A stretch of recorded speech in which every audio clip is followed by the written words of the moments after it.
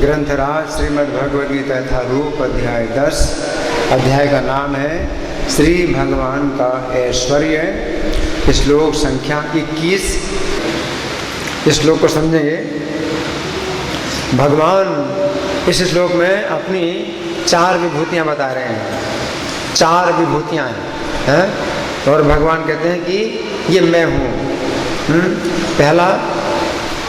पहली विभूति भगवान बताते हैं आदित्यानाम अहम विष्णु। आदित्यों में मैं कौन हूँ? विष्णु। आदित्यों में विष्णु। तो दूसरी विभूति ज्योतिषाम रविरंशुमान। ज्योतियों में मैं कौन हूँ? सूर्य। फिर तीसरी विभूति मरीचिर मरुताम अस्मि। वायु। वायु देवताओं में मरीचि नाम का वायु। नक्षत्राणाम हम शशि। चौथी विभूति नक्षत्रों में मैं चंद्रमा हूँ। अब हम सुनेंगे प्रभुपाद जी तात्पर्य में क्या लिखते हैं। श्रील प्रभुपाद की जय। आदित्य 12 हैं जिनमें कृष्ण प्रधान है। इतना ही लिखा प्रभुपाद ने। जो पहली विभूति है इसमें प्रभुपाद केवल इतना ही लिखते हैं। क्या लिखते हैं? 12 आदित्य कितने हैं? 12 जिनमें कृष्ण प्रधान है। ये आदित्य है। आदित्य शब्द कैसे बना है? कोई बता सकता है? आदित्य अदिति के पुत्र हैं। अदिति कौन है? कश्यप मुनि की पत्नी है अदिति। कश्यप मुनि की पत्नी है और दक्ष की 60 पुत्रियों में से एक है। दक्ष की 13 पुत्रियां कश्यप जी को ब्याही थी। उनमें अदिति, दिति, काष्ठा, इला, शर्मा, इस तरह से, और वृणता, कद्रु, ये सब उनकी पत्नियां हैं। तो दक्ष की 60 पुत्रियों में से 13, बल्कि 4 और 17 पत्नियां, कुल 17 पत्नियां हैं कश्यप मुनि की। उनमें से अदिति के 12 पुत्र हुए। कितने पुत्र हुए? 12 पुत्र हुए। तो वे क्या कहलाए? आदित्य। अदिति से शब्द बनता है आदित्य। ये उसी प्रकार से है जैसे कौशल्या। भगवान राम जो है कौशल्या के पुत्र हैं तो उनको बोलते हैं कौशलेय। लक्ष्मण जी सुमित्रा के पुत्र हैं तो उनको कहा जाता है सौमित्री। सुमित्रा के पुत्र सौमित्री। श्री राम दशरथ जी के पुत्र हैं तो क्या कहा जाते हैं? दासरथी, है ना। सीता जी जनक की पुत्री हैं तो कहलाती हैं जानकी। तो पिता और माता के नाम से पुत्र पुत्रियों के इस प्रकार से नाम पढ़ते हैं। तो अदिति के जो 12 पुत्र हैं वो कहलाते हैं आदित्य। आदित्यों में सबसे बड़े कौन है? सूर्य देवता। सूर्य देवता जो आकाश में दिखाई पड़ते हैं ना, सूर्य। तो ये सूर्य जो है एक देवता है जिनका रथ है। रथ के 7 घोड़े हैं और इतना प्रकाश निकलता है। वो एक देवता है, सूर्य देवता है ना। तो अदिति के 12 पुत्रों में से सबसे बड़े कौन है? सूर्य। उनको बोलते हैं विवस्वान, है ना। विवस्वान कहे जाते हैं। और उन्हीं को भगवान ने 4थे अध्याय में बताया है कि मैंने गीता का ज्ञान दिया था। इमम विवस्वते योगम। मैंने 12 करोड़ साल पहले विवस्वान को ये गीता का उपदेश दिया था, है ना। तो अदिति के सबसे बड़े पुत्र कौन है? सूर्य या विवस्वान सबसे बड़े पुत्र हैं। और उनके बाद कई पुत्र हैं। उनका जब सब क्रम जो है श्रीमद् भागवत में दिया गया है। उनसे छोटे धाता हैं, विधाता हैं, और यम है, वरुण है, और पूषा और भग। इस तरह से जो है कुल मिला के 12 पुत्र हैं। और सबसे छोटे कौन हैं? सबसे छोटे हैं वामन देव। सबसे छोटे हैं वामन देव, है ना। तो अदिति के जो है पहले 11 ही पुत्र थे, 12 पुत्र नहीं थे, 11 पुत्र थे। जब वामन देव का जन्म नहीं हुआ था तो 11 ही पुत्र थे। हाँ, उनमें से इंद्र भी एक है, इंद्र भी एक है। तो 11 पुत्र थे अदिति के। और दिति के 2 पुत्र हुए, हिरण्याक्ष और हिरण्यकशिपु। तो हिरण्याक्ष हिरण्यकशिपु दोनों भगवान के द्वारा मारे गए। हिरण्याक्ष को मारा भगवान बराहदेव ने, और हिरण्यकशिपु को मारा भगवान नरसिंह देव ने। हाँ, यहाँ पर देख रहे हैं, मार रहे हैं नरसिंह देव हिरण्यकशिपु को मार रहे हैं। लेकिन उनके पुत्र, हिरण्याक्ष के पुत्र और हिरण्यकशिपु के पुत्र जो हुए, उनसे फिर और पुत्र हुए और पुत्र हुए। इस प्रकार से इनकी संतानें बहुत हो गई, बहुत बड़ा वंश हो गया। वो सब कहलाते दैत्य। दिति के पुत्र हैं तो सब क्या कहलाए? दैत्य। उनके वंश में जितने भी लोग हुए, दिति के पुत्र हों या पुत्रों के पुत्र हों, और उनके वंश में जितने भी लोग हैं, ये सब क्या कहलाए? दैत्य, दिति के पुत्र हैं। और अदिति के पुत्र हैं तो वो सब क्या कहलाए? आदित्य। तो श्रीमद् भागवत में अदिति के वंश का काफ़ी वर्णन मिलता है कि 12 पुत्र हुए अदिति के, तो उनमें से किसके कौन पुत्र हुए या पुत्रियां हुई, फिर उनके पुत्र हुए। इस वजह से अदिति के वंश का वर्णन है। और दिति के वंश का भी वर्णन है श्रीमद् भागवत में कि उनसे फिर कौन पुत्र हुए, फिर उनसे कौन पुत्र हुए, इस प्रकार से। तो भगवान यहाँ पर क्या कह रहे हैं? आदित्यानाम अहम विष्णु। अदिति के पुत्रों में, 12 पुत्रों में से मैं विष्णु हूँ। तो यहाँ विष्णु का मतलब क्या है? वामन देव, वामन देव। तो जब तक वामन देव नहीं पैदा हुए थे तब तक बड़ी समस्या हो गई कि दैत्यों ने क्या किया, जो अदिति के पुत्र थे आदित्यों को परास्त कर दिया और स्वर्ग में अधिकार कर लिया।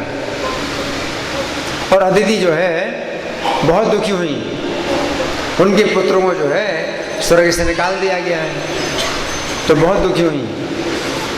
तो उन्होंने जो है कश्यप मुनि से जो है मतलब अपना कष्ट बताया। और कश्यप मुनि ने फिर पयोव्रत का वर्णन किया, एक ऐसा व्रत जिससे कि एक श्रेष्ठ पुत्र पैदा हो। पयोव्रत 12 दिन का अदिति ने कश्यप मुनि के आदेश के अनुसार पयोव्रत किया। बातें नहीं, आपस में यहाँ बातें कर रहे हैं। कौन बातें कर रहा है? आप लोग यहाँ बातें करने के लिए बैठे हैं आपस में। कौन बातें कर रहा है? बिल्कुल शांत। तो मैं क्या बता रहा था? बहुत समस्या पैदा हुई। हाँ, तो अदिति को जो है 12 दिन का व्रत बताया कश्यप मुनि ने। उसका नाम है पयोव्रत। पयोव्रत का मतलब है जिसमें केवल दूध ही पीना होता है और कुछ ना पानी पीना ना भोजन करना, 12 दिन तक लगातार केवल दूध ही पीना। और कई प्रकार के नियम थे। तो अदिति ने उस व्रत को किया, उससे उस व्रत से स्वयं भगवान उनके पुत्र हुए। कौन? वामन देव। तो वामन देव जो है अदिति के पुत्र हुए, स्वयं भगवान, है ना। तो हालांकि सबसे छोटे हैं, अदिति के पुत्रों में सबसे छोटे हैं, लेकिन सबसे श्रेष्ठ वामन देव हैं, है ना। और इन्होंने फिर क्या किया? दैत्यों के राजा थे बलि, तो राजा बलि के पास जाकर के उन्होंने 3 पग भूमि की याचना की कि मैं ब्राह्मण हूँ, 3 पग भूमि दीजिए। और बलि ने जब संकल्प भर दिया 3 पग भूमि देने का, तो उन्होंने अपना शरीर बढ़ाया। अपने मतलब 1 पग में तो पूरी पृथ्वी को नाप लिया, अपने शरीर से आकाश को नाप लिया और दूसरे पग में स्वर्ग को नाप लिया। तो पृथ्वी, अंतरिक्ष और स्वर्ग, तीनों लोगों को उन्होंने अपने 2 पगों में नाप लिया। और फिर कहा कि तीसरे पग के लिए कहाँ है जमीन? तो बलि महाराज ने क्या कहा? मेरा सिर, मेरा सिर। इस प्रकार से तीसरे पग में भगवान ने बलि महाराज का सिर ले लिया। सिर ले लिया मतलब पूरा अधिकार, बलि महाराज के ऊपर पूरा अधिकार प्राप्त कर लिया भगवान ने। और बलि महाराज बहुत भाग्यशाली थे, बलि महाराज बहुत भाग्यशाली थे, क्योंकि भगवान को उन्होंने इस प्रकार से समर्पण किया, एक अवसर मिल गया समर्पण करने का है। तो ये वामन भगवान का जो है चरित्र श्रीमद् भागवत के 8वें स्कंद में बहुत विस्तृत रूप से प्राप्त होता है ना। तो यहाँ पर भगवान ये बता रहे हैं, आदित्या नाम अहम विष्णु, अदिति के 12 पुत्रों में मैं कौन हूँ? वामन देव विष्णु, है ना। फिर दूसरी विभूति भगवान कहते हैं ज्योतिषाम रवि अंशुमान, ज्योतियों में सूर्य। अब ये सोचिए, ज्योति कितनी भी प्रकार की ज्योति हो जिससे प्रकाश पैदा होता है, बहुत प्रकार के बल्ब होते हैं।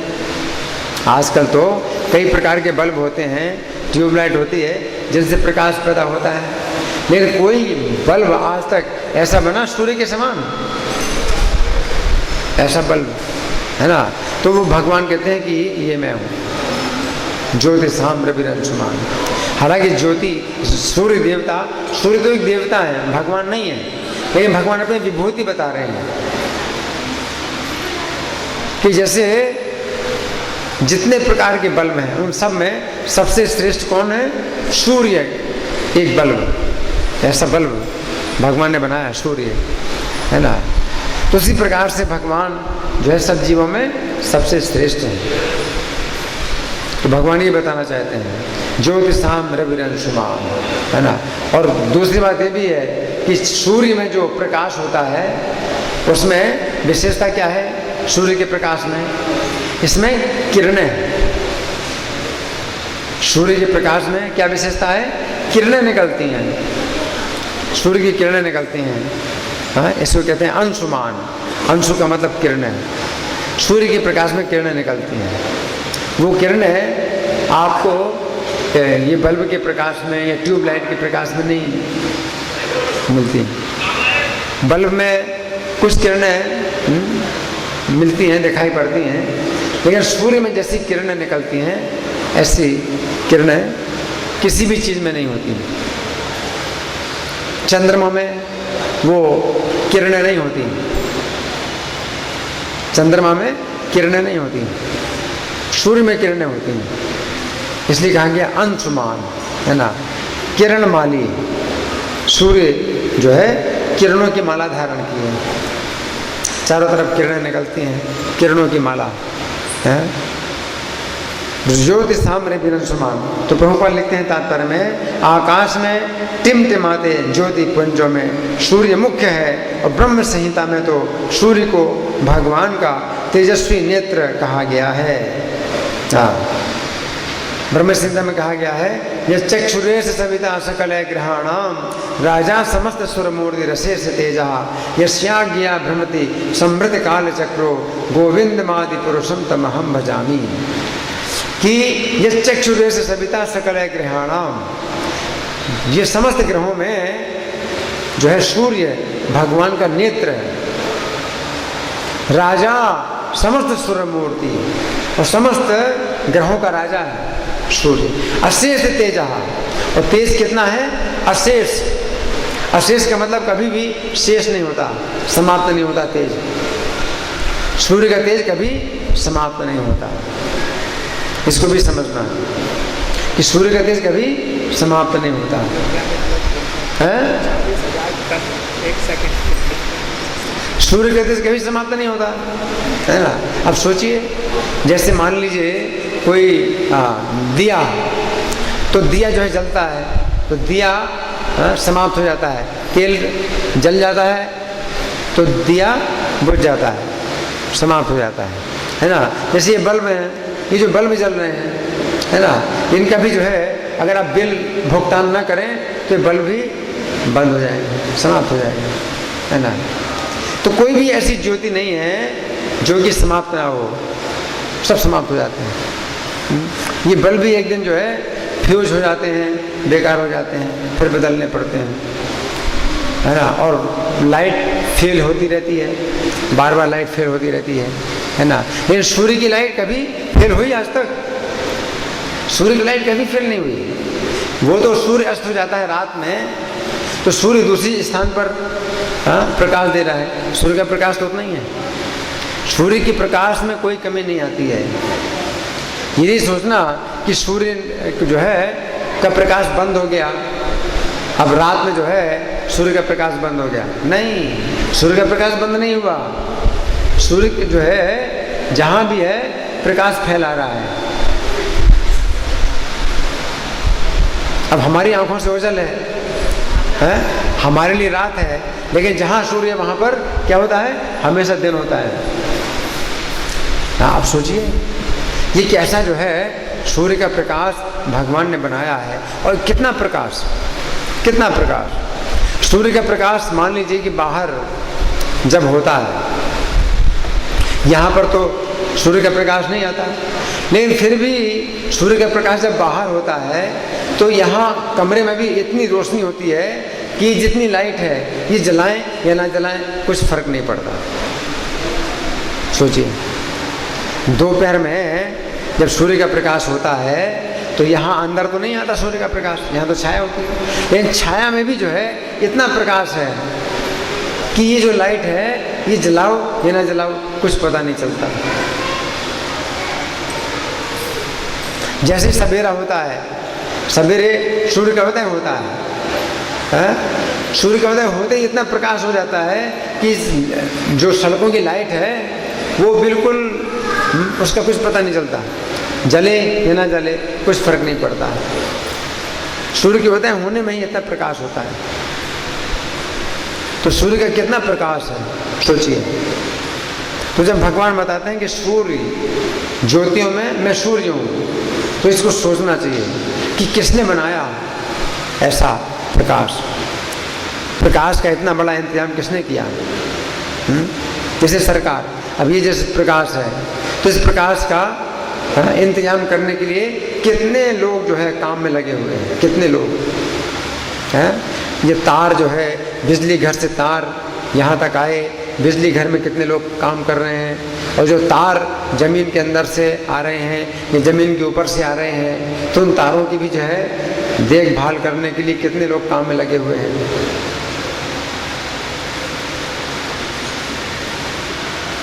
तब ये लाइट जल रही है। तो सूर्य का जो प्रकाश है वो किसने बनाया है ना, किसने बनाया है?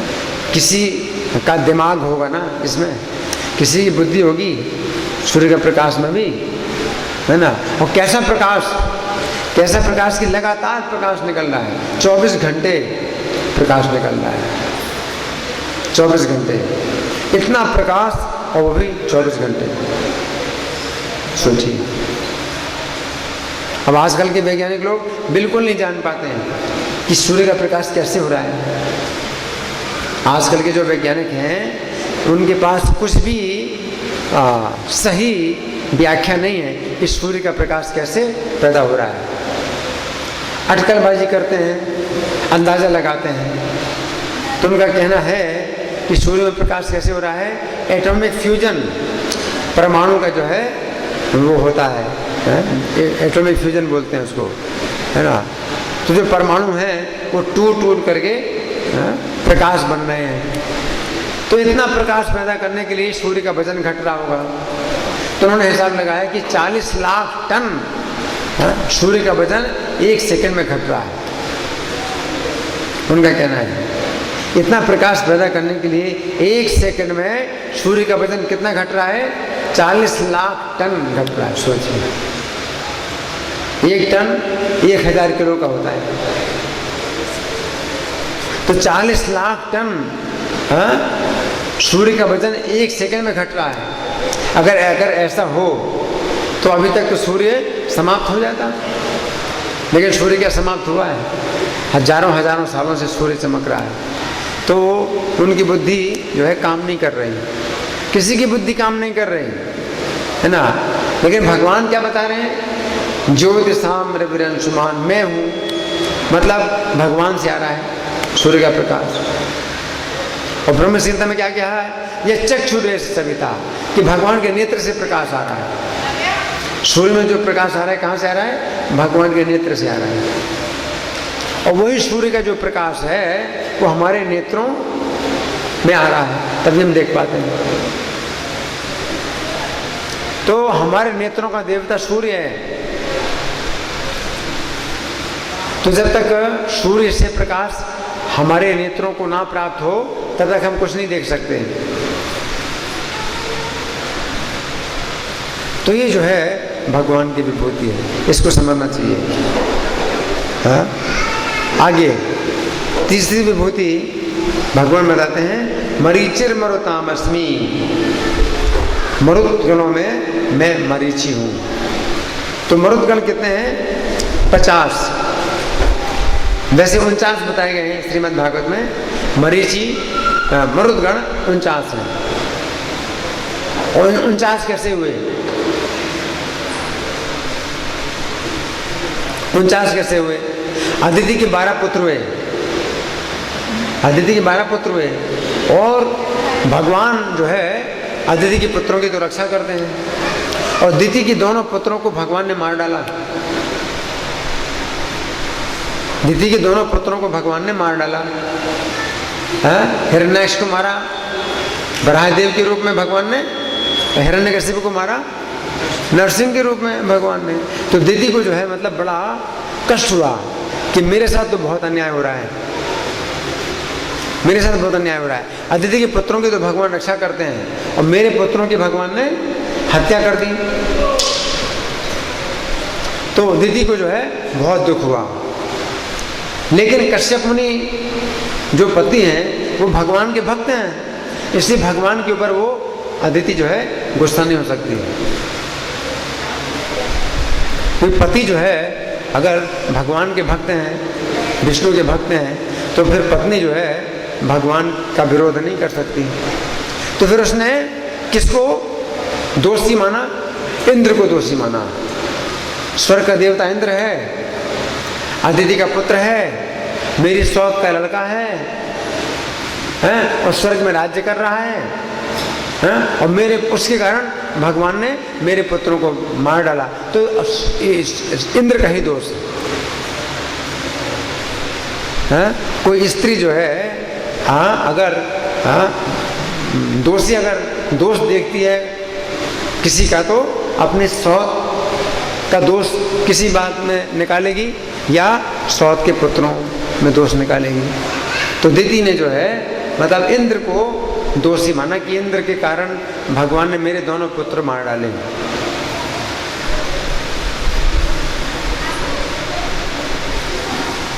तो दिति ने जो है अपने पति कश्यप मुनि से पूछा कि कोई ऐसा व्रत है जिसके द्वारा मेरे ऐसा पुत्र हो जो इंद्र की हत्या कर दे।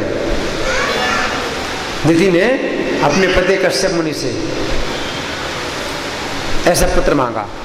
देखो अदिति ने पुत्र मांगा था कश्यप मुनि से, ऐसा पुत्र मांगा था कि जो दिति के पुत्रों से स्वर्ग लेकर के मेरे पुत्रों को दे दे।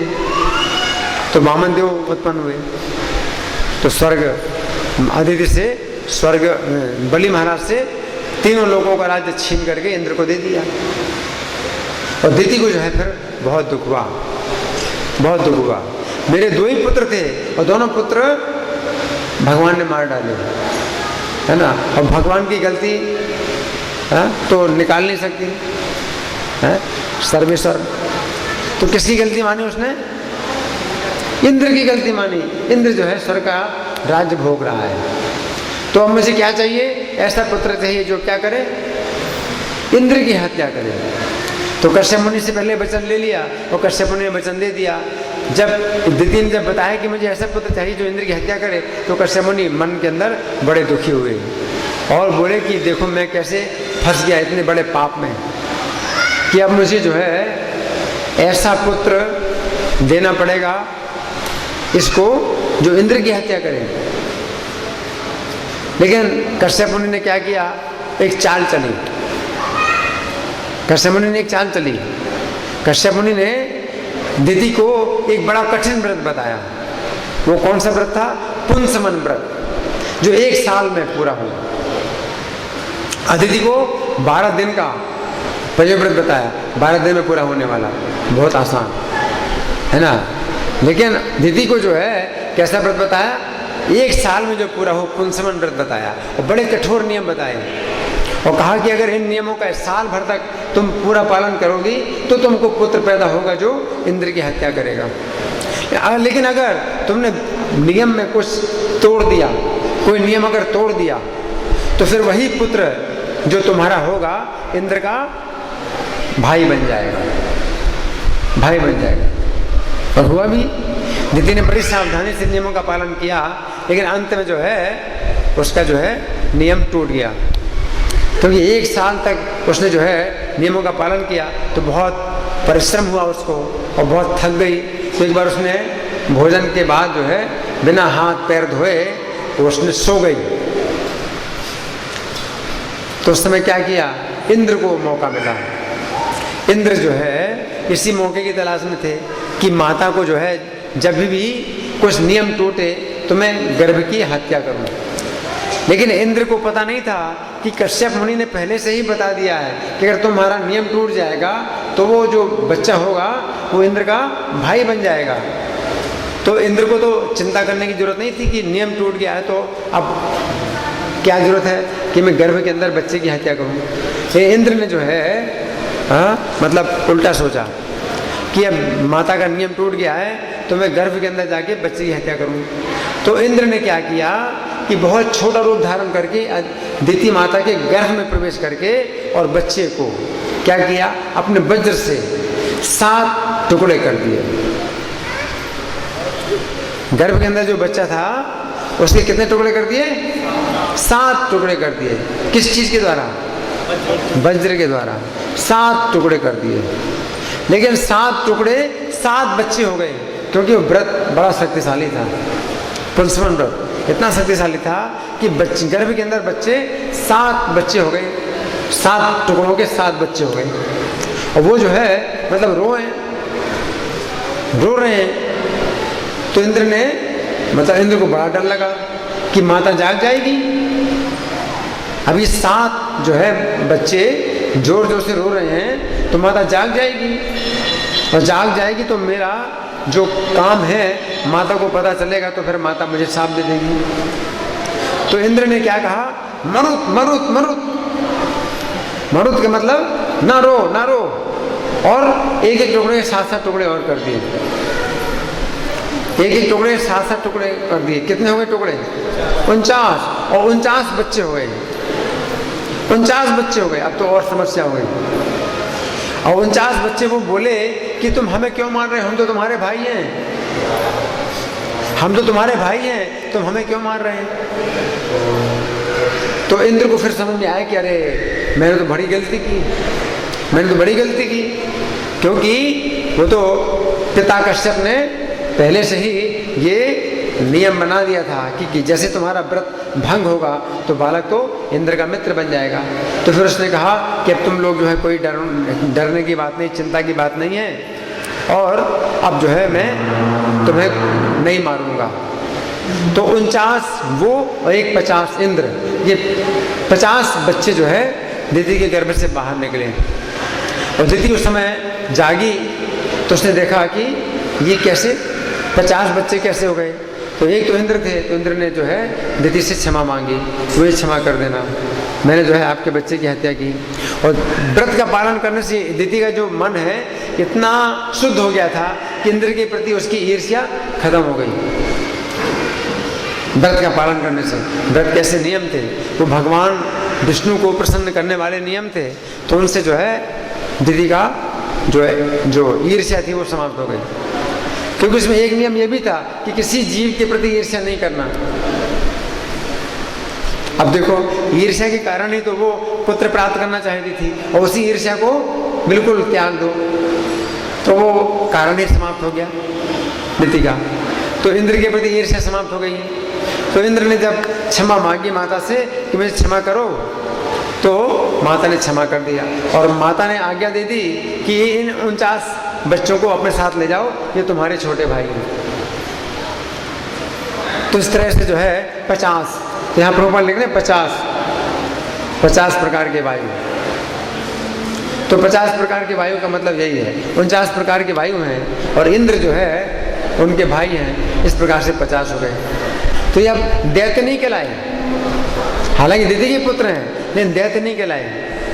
इनकी देवताओं में गणना हो रही है, इंद्र के भाई बन गए, है ना। तो इंद्र जो है इन 49 प्रकार के वायुओं की सहायता से ही वर्षा करते हैं। 49 प्रकार के जो वायु आकाश में चलते हैं तो वे ही मेघों को क्या करते हैं, एकत्रित करते हैं और इंद्र इनकी द्वारा ही वर्षा करते हैं। तो ये भाई हैं इंद्र के। इंद्र की इच्छा के अनुसार वर्षा होती। तो ये जो 49 प्रकार के वायु हैं, तो ये जो है मेघों को इकट्ठा करते हैं और मेघों से पानी बरसाते हैं, इंद्र का कार्य करते हैं। तो इसलिए भगवान कहते हैं मरीचिर मरुतामस्मि। मरीचि नाम का जो मरुत है वो जो है सबसे श्रेष्ठ है। अब इस विषय में ज़्यादा वर्णन मिलता नहीं। मरीचि का 49 नाम भी श्रीमद् भागवत में नहीं मिलते, मरुतों के अलग अलग नाम भी होंगे। मरुत तो जो है सामान्य नाम है सबका, लेकिन 49 मरुतों के अलग अलग नाम भी होंगे।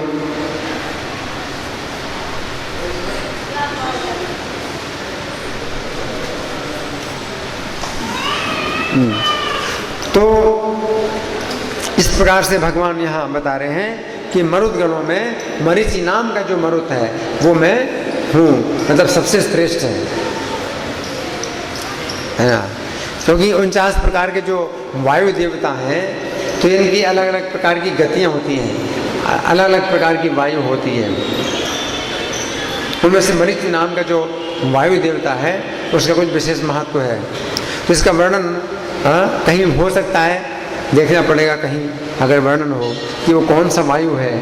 मरीचि नाम का वायु जो कि 49 प्रकार के वायु देवताओं में सबसे श्रेष्ठ है। इसके बाद फिर चौथी विभूति भगवान बता रहे हैं क्या, नक्षत्राणाम अहम शशि। नक्षत्रों में मैं चंद्रमा हूँ। नक्षत्र तो यहाँ प्रभुपाद लिखते हैं तात्पर्य में, नक्षत्रों में रात्रि के समय चंद्रमा सर्व प्रमुख नक्षत्र है, अतः वो कृष्ण का प्रतिनिधि है।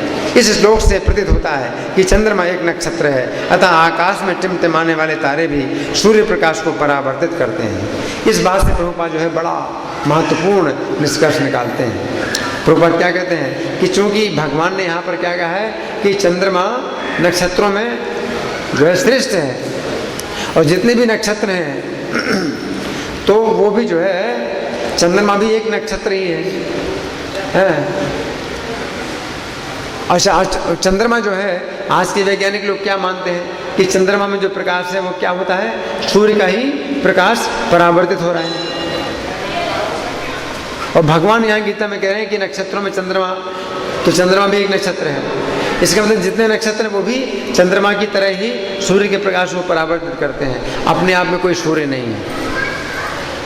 लेकिन वैज्ञानिकों का क्या कहना है कि चंद्रमा तो सूर्य के प्रकाश को परावर्तित करता है, ये बाकी जो नक्षत्र हैं वो अपने आप में बड़े बड़े सूर्य हैं। वैज्ञानिकों का कहना है कि इतने बड़े बड़े सूर्य हैं ये आकाश में, लेकिन ये सूर्य से ज़्यादा दूरी पर हैं इसलिए छोटे दिखाई पड़ रहे हैं, लेकिन ये सूर्य से बहुत बड़े बड़े सूर्य हैं। लेकिन गलत है निष्कर्ष, वैज्ञानिकों के सब निष्कर्ष गलत है। शास्त्र जो है जो बताते हैं इनमें कोई बात बदलती नहीं है, वैज्ञानिकों के निष्कर्ष हमेशा बदलते रहते हैं। नक्षत्राणाम अहम शशि। आगे प्रभुपाद लिखते हैं वैदिक वाङ्मय में ब्रह्मांड के अंतर्गत अनेक सूर्यों के सिद्धांत को स्वीकृति प्राप्त नहीं है। हाँ, वही बता रहे हैं, अनेक सूर्य हैं। जो वैज्ञानिक लोग क्या कहते हैं, इस ब्रह्मांड के अंदर कई सूर्य हैं। कितने सूर्य हैं अनगिनत तारे हैं, उतने सूर्य हैं। लेकिन प्रभुपाद क्या कहते हैं, नहीं, एक ब्रह्मांड में एक ही सूर्य है, एक ही सूर्य पूरे ब्रह्मांड को प्रकाशित करता है। और तारों में जो प्रकाश निकलता है वो सूर्य का ही परावर्तन है। चंद्रमा में प्रकाश निकलता है, सूर्य का ही परावर्तन है। आगे सूर्य एक है और सूर्य के प्रकाश से चंद्रमा प्रकाशित है, तथा अन्य नक्षत्र भी, जो कि भगवत गीता से सूचित होता है कि चंद्रमा एक नक्षत्र है, अतः टिमटिमाते तारे सूर्य न होकर चंद्रमा के समान है। कितना अच्छा निष्कर्ष निकाला। अब सोचिए गहराई से, तो कितना अच्छा निष्कर्ष निकाला प्रभुपाद ने। इसी से ही वैज्ञानिकों की बात का एकदम खंडन कर दिया प्रभुपाद ने, है ना। तो यहाँ प्रभुपाद का तात्पर्य समाप्त हुआ। अब भगवान कह रहे हैं नक्षत्राणाम महम शशि। नक्षत्र अगर वैसे देखा जाए तो 27 है। नक्षत्र कितने हैं? 27 नक्षत्र हैं। और ये 27 नक्षत्र ये चंद्रमा की पत्नियां हैं। 27 जो है ये जो नक्षत्र हैं ये चंद्रमा की पत्नियां हैं और दक्ष की पुत्रियां हैं। 60 पुत्रियों में से, दक्ष की 60 पुत्रियों में से 13 का विवाह हुआ कश्यप मुनि के साथ और 27 का विवाह हुआ चंद्रमा के साथ। कितनी हो गई? 13 और 27 40 हो गई। और 10 पुत्रियों का विवाह हुआ धर्म देवता से। कितनी हो गई? 50। हाँ, इसी तरह से जो है उनके विवाह हुए। फिर 4 फिर कश्यप मुनि को ब्याही, है ना, तो 54 हो गई। और बाकी 6 का जो है और है नहीं, वो शिव जी को ब्याही, वो दूसरे दक्ष थे जिनकी 16 पुत्रियां थी। वो पहले दक्ष थे, दूसरे जन्म में दक्ष हुए, उनकी 60 पुत्रियां हुई। जो 16 पुत्रियां हुई थी उनमें से 13 का विवाह धर्म से हुआ था, वो पहले मनवंतर का था। और ये जो दक्ष हैं 6वें मनवंतर में हुए, 60 पुत्रियां हुई।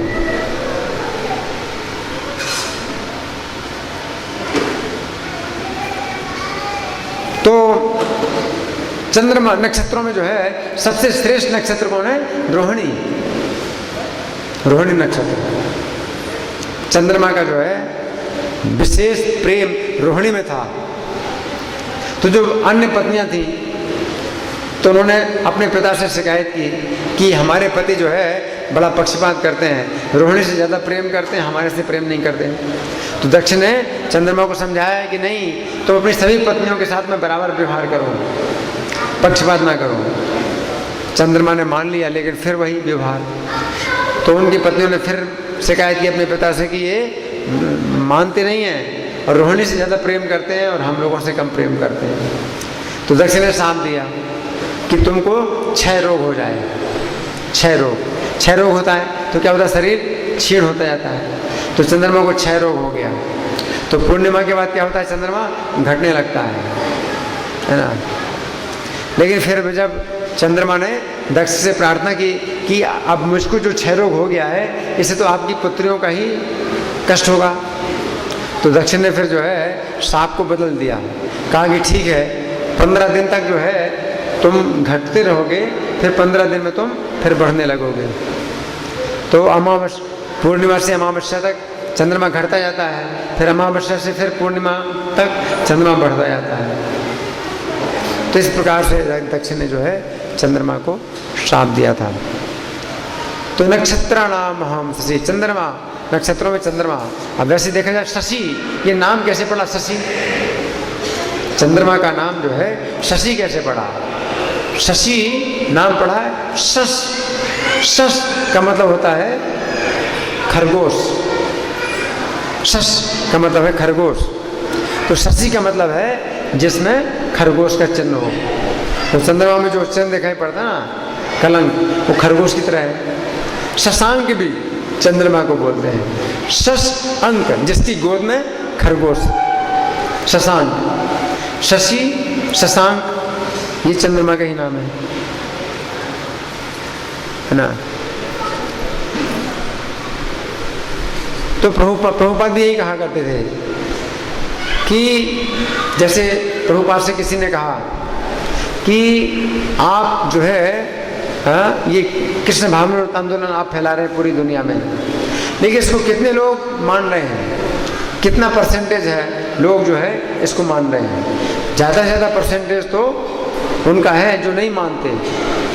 तो फिर आपके इस आंदोलन का क्या फ़ायदा है ना? किसी व्यक्ति ने कहा कि आपके आंदोलन का क्या फ़ायदा है? मतलब अभी तक पूरी दुनिया में 1% लोग भी नहीं हैं जो आपके आंदोलन के भक्त बने। तो प्रभुपाद ने क्या उत्तर दिया? प्रभुपाद ने उत्तर दिया कि जैसे आकाश के तारों में एक चंद्रमा होता है ना, उसका क्या परसेंटेज है, लेकिन वो पूरी रात्रि का अंधकार दूर करता है? तो परसेंटेज के हिसाब से देखो तो चंद्रमा का क्या परसेंटेज है? पूरे नक्षत्रों में, तारों में चंद्रमा का क्या परसेंटेज है? ये अकेले चंद्रमा रात्रि का अंधकार दूर करता है और बाकी नक्षत्र मिलकर के भी अंधकार दूर नहीं कर पाते। तो परसेंटेज का कोई महत्व नहीं है ना? इसी प्रकार से प्रभुपाद ने बताया कि अंतर्राष्ट्रीय कृष्ण भावनामृत संघ ये पूरे संसार में क्या है? प्रकाश दे रहा है? कृष्ण भावनामृत का प्रकाश दे रहा है, संसार की रक्षा कर रहा है? चाहे 1% लोग भी ना भक्त बने, लेकिन तो भी संसार की रक्षा हो रही इस आंदोलन के द्वारा, है ना? तो प्रभुपाद ने चंद्रमा का उदाहरण दिया। तो भगवान बताते हैं नक्षत्राणाम अहं शशि, नक्षत्रों में मैं चंद्रमा हूँ। और 15वें अध्याय में भगवान कहते हैं पुष्णामि चौषधि सर्वा सोमो भूत्वा रसात्मका, मैं रस आत्मक चंद्रमा बन करके समस्त औषधियों को पुष्ट करता हूँ। तो चंद्रमा के द्वारा औषधियों को पोषण प्राप्त होता है, औषधियों को शक्ति प्राप्त होती है, जिनसे दवाइयाँ बनती हैं। औषधियाँ जमीन से पैदा होती हैं, दवाइयाँ औषधियाँ चंद्रमा के द्वारा ही उनको पोषण मिलता है। चंद्रमा के अमृत से ही ये दवाइयाँ जो है काम करती हैं, दवाई का काम करती हैं, तो चंद्रमा के द्वारा। तो ये सब जो है मतलब कौन कर रहा है? ये भगवान कर रहे हैं। तो भगवान कहते हैं नक्षत्राणाम अहं शशि, नक्षत्रों में मैं चंद्रमा हूँ। इस प्रकार से 4 विभूतियाँ भगवान ने बतलाई हैं। अब आप लोगों की ओर से कोई प्रश्न हो, कोई चर्चा? हाँ जी।